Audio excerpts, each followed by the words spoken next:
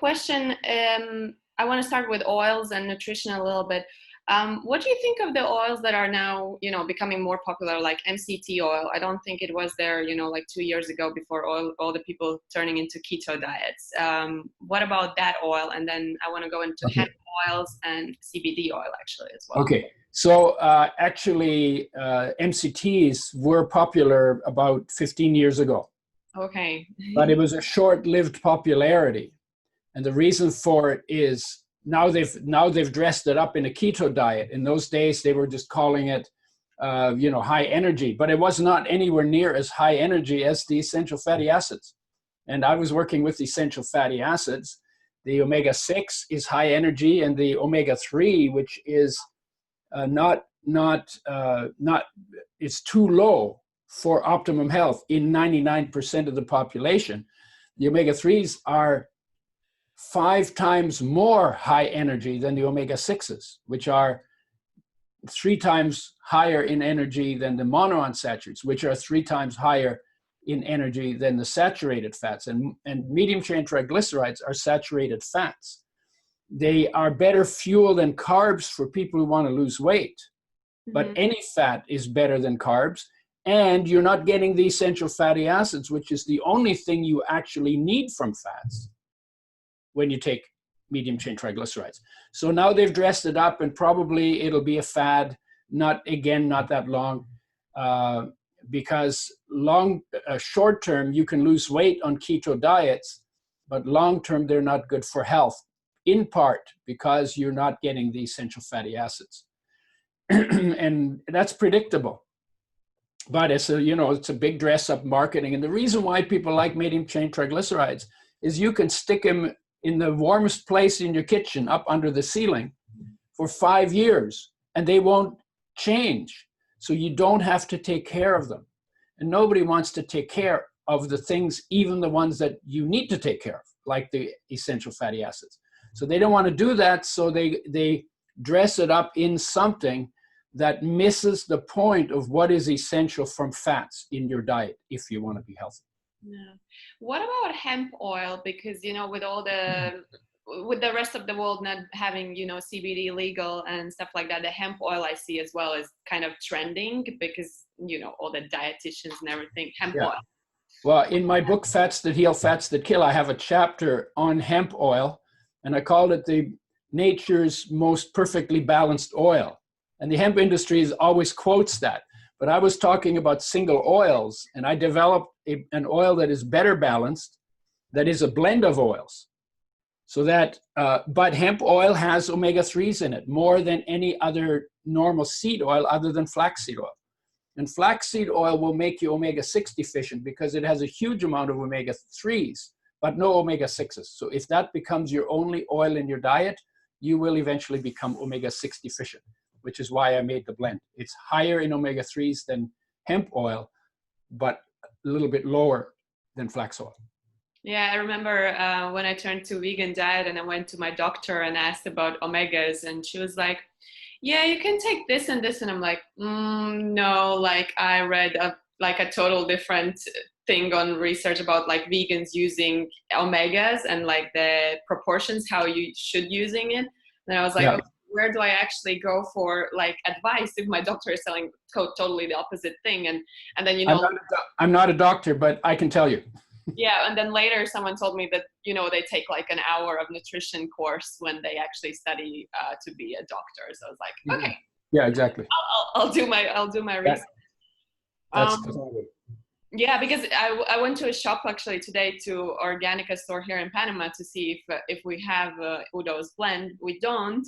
So I was like, okay, so what should I use? And like, how about seeds if people don't have the blend accessible? Because I'm not sure, probably in Europe you're popular, but in country like Panama, where it's hot, Well, in Panama it becomes popular when you decide to import it and. I'm a big fan now. You can invite me to Panama, and I'll talk to anybody you get in front of me. I was actually. But here's what you do if you don't have the oil. Then you go to the seeds that the oil is made from. Mm-hmm.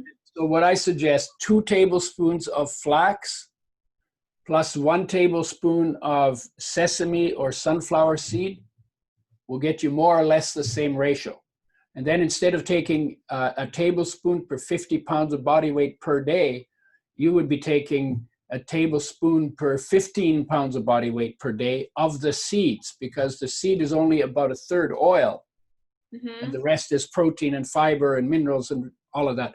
Very good to use the seeds. Just you have to take quite a bit more to get the optimum amount. Yeah, because I was like, I have actually a friend who I asked to go to Whole Foods. He's flying tonight. I was like, bring me the oil.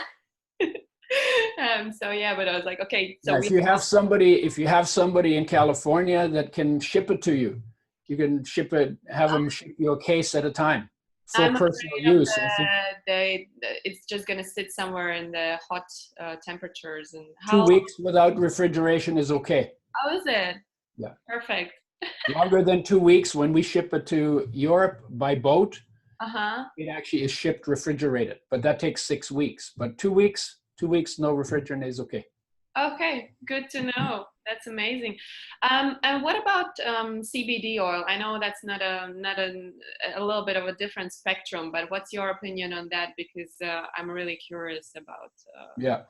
Well, CBD is a whole different arena, because there are everything in nature is either water soluble or oil soluble, and a lot of very powerful therapeutic molecules are oil soluble. CBD is one of them, and the research on CBD is pretty clear.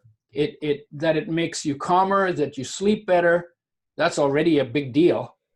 In a society of people who work too hard and don't rest enough and don't sleep enough and party too much, right, and burn themselves out.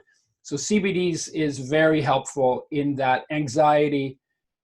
It can be helpful, and then of course what made it famous was really the work that was done, or the case histories of kids with epilepsy that were having seizures all day long, and they put them on CBD particularly, and very helpful in dealing with that. And these were kids who tried everything from the pharmaceutical, and nothing really got the kids the relief that they needed.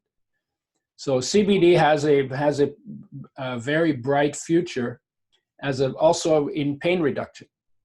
So so CBD oil, and then when you get CBD oil, what you'll get is it'll be a carrier oil, which is any of the seed oils. Could be olive oil, sometimes coconut oil, sometimes mixtures of oils, and then they put the CBD oil in it, and you get maybe a few milligrams, like 25 milligrams a day is a pretty good dose. Like a normal helpful dose, and it's heavily diluted, and the oil of course is very expensive, because making CBD is very expensive. But does it have therapeutic value, health value? Absolutely.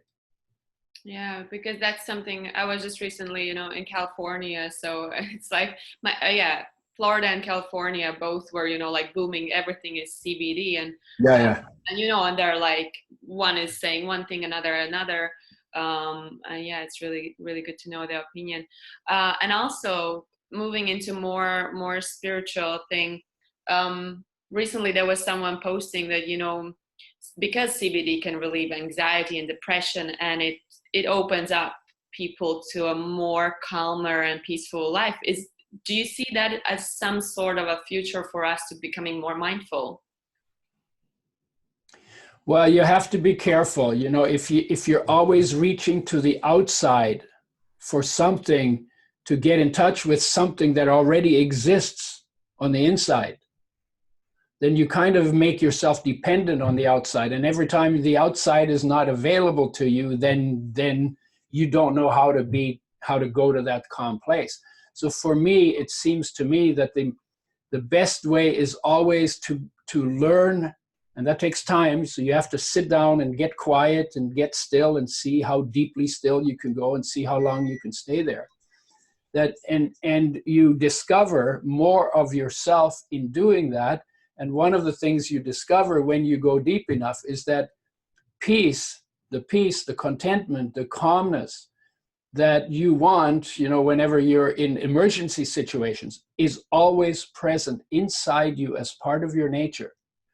And so the most important thing to do is not to take something to try and get there, but to learn how to take your awareness to something that already exists within you. So in other words, the peace that is the core of your being is your best medicine for anxiety. It's already there. You already got the pill inside. You are the pill, actually.